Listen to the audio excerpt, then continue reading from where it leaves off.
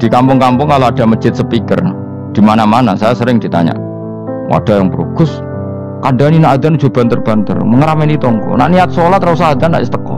Bar. Sing sitok, yo ora kudu banter ben siar. Sing sitok, mau sedemen dipisoi tok, mergo sing ora seneng malah mau misoi tok, sing wis seneng tanpa adzan pun yo tanpa adzan rame-rame, maksudnya wis sholat ke milih ndi. Dulu tuh perdebatannya gitu.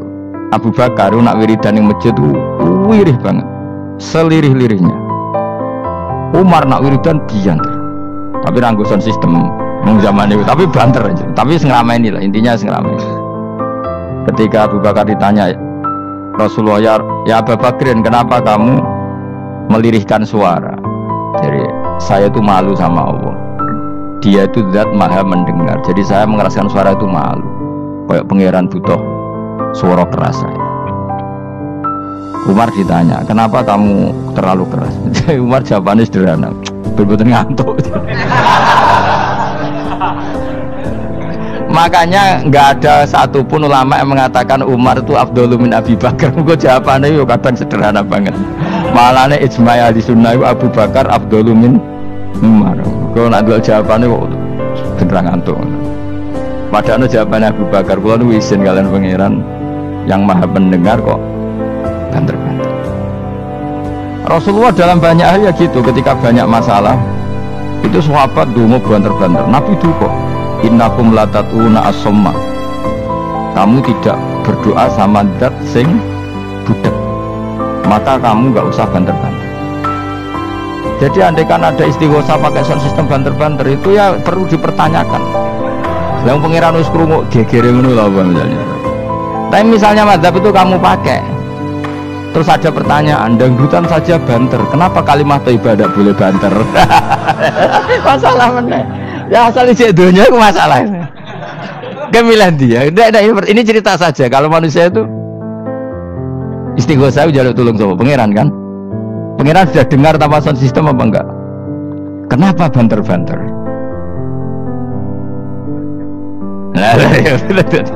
Tapi kalau tadi dibalik, dangdutan saja banter-banter, kenapa kalimat thayyibah tidak boleh banter-banter? Bismillahirrahmanirrahim. Ya khisimun ngaten wae kan apa? Ketika terjadi kiamat niku tak khuduhum wa hum khisimun. Jadi manusia itu takdir itu seneng tukaran. Karena tadi ya, sengketa yang mari tukaran, pendapat baik yang masih nyari yang terbaik, sama-sama kebenaran nyari yang paling benar. Karena manusia itu dari awal kurang penggawean. Jadi barang apik cek diperdebatno dengan yang luwih napa? Apik. Sehingga bayangannya pangeran itu sok ben nak kiamat kapan saja terjadi, wong lagi sibuk waro padu, lagi sibuk gegeran. Wes mesti. Karena tadi manusia niku pun watak dasare niku konflik. Ya tadi misalnya pengurus masjid, bahkan mungkin organisasi-organisasi perdamaian itu pas rapat ya tukaran. Padahal organisasi ini perdamaian. Ya, tapi pas rapat, lalu solusinya apa? Solusinya begini sih, tok debat gini. Padahal organisasi perdamaian, tapi ya tetap tukaran. Asal cek manusia itu tukaran. Uniknya lagi manusia itu kalau ingin damai juga harus punya alat untuk tukaran. Nah orang ya tidak. Makanya kalau nanti ngaji kitab dalam salah satu kitab itu ada makalah gini. Idza ta'asulha fasta'id dalil harbi. Kalau kamu ingin damai, maka siapkan alat perang sebanyak mungkin. Karena logikanya gini ya, kalau misalnya ada bajingan atau penjahat, dia punya bom, punya pedang, terus kamu sebagai orang soleh tidak punya apa-apa, bisa nggak bergening perdamaian? Kan nggak bisa. Mereka terpaksa damai karena kamu punya senjata yang imbang. Jadi kalau musuh kamu punya nuklir terus kowe gak punya apa-apa, ayo damai wae. Kono kan rugi damai. Wong tak bom kena kok damai barengan gitu. Makanya kamu harus punya senjata yang imbang. Makanya dalam tafsir-tafsir itu diterangkan, ketika Allah menyuruh kita wa'iddu lahum mastata'tum min quwwati wa min ribatil khaili turhibuna bi aduwallah. Kamu umat Islam harus menyediakan alat perang sebanyak mungkin. Itu bukan berarti Allah menyuruh umat Islam perang terus mboten. Dalam keadaan dunia yang banyak gesekan seperti ini, orang itu bisa damai justru kalau sama-sama punya senjata. Dan itu teori itu dipakai seluruh dunia. Sekamane cara sing didelok wong akeh sing ora jare. Misalnya Amerika kan terkenal dikjaya, Korea Utara ben dirgani Amerika kudu gawe senjata sebanyak-banyaknya. Ya sudah seperti itu sudah teori yang dikatakan Quran. Mata dolim itu nak ora diimbangi ya mesti yang satu diinjek. Makanya dalam fikih Islam itu lucu. Fikih rodok jorok tapi gelem ra gelem kayak kudu setuju. Nek cara fikih kowe di bojo ayu cah elek. Nek ra gelem mbok kumpuli ra wajib mbok nafakoi. Dadi kono iso ngancam gak bukai dhuwit ra tak kei. Ajane rodok jorok fikih. Itu cara fikih memang gitu. Perempuan itu tidak wajib melayani suaminya jika tidak dikasih nafkah. Dan lucunya fikih yang merovokasi sing lanang. Dan wong lanang ra wajib nafkahi nek ra dikai iku wis ora usah terang iku opo. Jadi fikih itu karena ngikuti teori umum. Makanya Mbah Mun itu fikih kata beliau itu, aku mbek fikih ini ra cocok. Aku mau omah tapi dagangan perkara itu. Tapi memang secara prosedur fikih gitu. Mana wong kire-kire itu pancen ya serantuk jatah kelon karena ra iso nafkahi gitu. Itu cara fikih. Memang seperti itu. Karena kire kok pola, napa? Kire kok pola. Kalau nak kire kudu ganteng. Jadi orang untuk jatah sing wedok sing seneng lah itu ijak untuk jatah. Tapi nak wis kire elek ya wis nelongso perkarane memang. Jadi karena seorang istri wajib melayani suaminya jika tidak kodak nafkahi.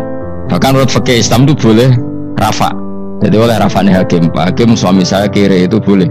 Dan itu bisa diceraikan oleh siapa? Hakim. Jadi rafa. Karena tadi manusia itu ya khisimun di mental konflik. Dan mental konflik itu tidak dihilangkan Allah sama sekali kecuali nanti setelah di surga. Makanya Allah ngendikan apa wa naza'na ma fi sudurihim min ghillin. Jadi sifat dengki, sifat hasud itu dihilangkan nanti setelah di surga. Hanya di dunia itu antar wong soleh ya mesti hasud. Mana ada sing ora soleh, sing soleh wae kudu hasud. Ya senine ngono. Waktu Indonesia ini rebutan dari presiden iku geger, rebutan masjid geger, bahkan rebutan ngeklaim nak sholatnya paling sah, torekoe paling bener itu ya geger. Padahal dia ngerti otoritas itu yang pangeran, tapi manusia tetap menang kalah, wae geger. Besu sak PT nak seneng dalan ya geger. Kalau sering pak besu balapan itu kadang gesak nopo, sak PT, sak PO itu. Karena nanti bayangannya pangeran itu ya mesti terjadi pangeran sing ngendikan kiamat itu tak khuduhum wahum ya khisimun. Jadi penoramen yasinan tok ora paham tak tulung bangunan ora paham bangetan wahum fi ghaflatin minha bitakhosumin wa tabayu'in wa aklin wasyurbin. Mesti manusia itu di mental takhosum saling berebut. Makanya cita-citanya Sayyidina Ali dawuh Sayyidina Ali ana awaluman yatsu baina yadayi rahmanil khusumah dari Sayyidina Ali. Saya nanti pertama ketemu pangeran itu akan melaporkan musuh-musuh saya. Jadi cita-citanya dene gitu ya. Aku lah di rencana ngono. Aku lah di ben seru no. Jebule bareng lapor ku alah wah ya nyoror. Sayyidina Ali beda wae anak gue wis lapor jebule. Salah. Karena apa? Ya itu tadi. Manusa wis pokoke ngono. Pertama manusia itu Nabi Adam. Iku ya wis geger mbek malaikat. Dari pangeran Adam itu khalifah, dari malaikat khalifah kok manusia mesti seneng geger. Tapi malaikat protes itu geger dhewe. Pangeran sing duwe kawula kok ngangkat digegeri. Jadi mengan pangeran ra trimo. Wong aku sing duwe makhluk gawe aturan kok mbok gegeri. Iku pangeran. Jadi manusia pertama itu seribet. Pertama ribet mbek malaikat. Bareng Qabil be Habil ya ribet be dulur. Mulai dhisik perkara wedokan. Nah, terus kunane kuno wedok mari ribet. Gak ono wedok tambah ribet. Wis pokoke donya wis ribet wis dinikmati wae no. Dinikmati. Makanya banyak orang top itu. Kalau punya kenalan banyak orang top. Niku ribet itu di manage. Jadi ada salah satu tokoh Indonesia itu terkenal sekali. Nak pidato ra kontroversi ra iso turu, tapi nak wis pidato wong bingung kabeh iso turu. Niku saya sangat kenal orangnya. Akhir supire takoki, "Mau piye? Tak pidato ini bingung ta." Nak dijawab ra bingung kecewa deh. Lek jawab wah bingung sedanten, wah seneng itu iso turu deh. Karena memang konflik itu manusia tuh seperti itu. Jadi apa ya? Kebaikan pun makanya ada guyonan ini betul kisah nyata ini. Tapi reputasi negaranya ini karena sensitif. Ada negara tertentu yang muadzin itu digaji 30 juta. Jadi orang Arab melarat dari muadzin tok itu 30 juta. Naiknya BMW. Imamnya itu digaji 70 juta. Hitung saja kalau 70 juta satu bulan satu sholat berapa? 70 dibagi 30. Kira-kira berapa satu hari ini? 2 juta ya, sekitar 2 juta 200 lah. Enggak kayak Indonesia, imamnya fakir-fakir terus muadzinnya fakir-fakir. Dikira itu satu prestasi negara itu karena mengapresiasi, menghormati muadzin dan jebule sing kiai Indonesia aja ben, mandekman ke sholat terus. Maksudnya mandekman ke sholat terus lah ono gajine. Akhirnya kecewa dong. Semenjak itu ora berani cerita prestasi negara itu pada Indonesia. Ya dia itu bangga negaranya itu menghormati imam sampai digaji, muadzin digaji. Terus dikirakan Indonesia dinnya. Imam Indonesia kan fakir-fakir, kadang wis padasane elek imami dhewe, koma dhewe. Terus macam-macam lah. Nah. Tapi dekne gak ngerti nek Indonesia ku pinter tukaran, pinter debat. Oh, berarti ke sholat terus iku perkara ono gajine to ngono. Makanya imam di sana sergap-sergap karena kalau nggak ngimami dipotong gaji. Semenjak itu negara itu nggak pernah cerita prestasinya negaranya mengelola imam. Nah itu dunia mari geger. Saya sering debat sama banyak kiai karena itu. Gue setuju di masjid imami digaji sama ndak. Misalnya saya partai ikhlas, setuju ndak biar ngimami itu ikhlas. Ada yang partai realistis, mereka kan punya keluarga, harus dibaji dong, kalau enggak kasihan. Partai realistis versus partai ikhlas. Menang mana coba? Menurut hukumnya Allah mungkin menang ikhlas, tapi partai realistis, masa uang kok ngimami tok rantok gaji. Artinya apa? Dalam kebenaran saja bisa diperdebatkan, apalagi barang bener baik batin. Karena manusia itu punya mental wahum yakhisimun. Ya sudah seperti itu. Makanya nanti benar-benar gak ada konflik itu di akhirat. Mengenai akhir imam itu gak bangga. Surga imami maksudnya hebat nih, coba mergo digaji. Mandekman ke sholat terus ngono gaji ini. Artinya sholatnya orang Indonesia itu luar biasa. Imam-imam Indonesia tanpa gaji kok. Ya resikonya kadang mutung, itu kan gak masalah. Tapi ya gak masalah lah, tapi tetap ikhlas dibangun apa? Gaji. Makanya kalau nu bingung saya hafid mulai digaji, ustadz digaji, kalau bingung ngerti takoi. Wah berkali-kali beberapa pemprov kan ingin mengapresiasi hafid dapat insentif terus ustadz. Wah ngerti takoi. Jenengan termasuk yang setuju apa enggak?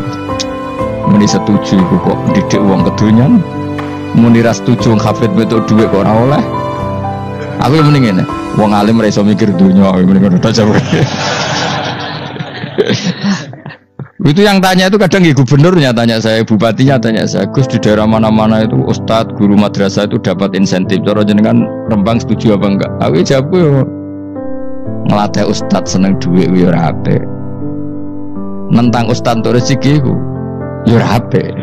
Ustadz fakir yo akeh tenan. Nah, gua kan wong keramat, gak mati masalah cara orang untuk gaji. Tapi kan tidak semua orang keramat.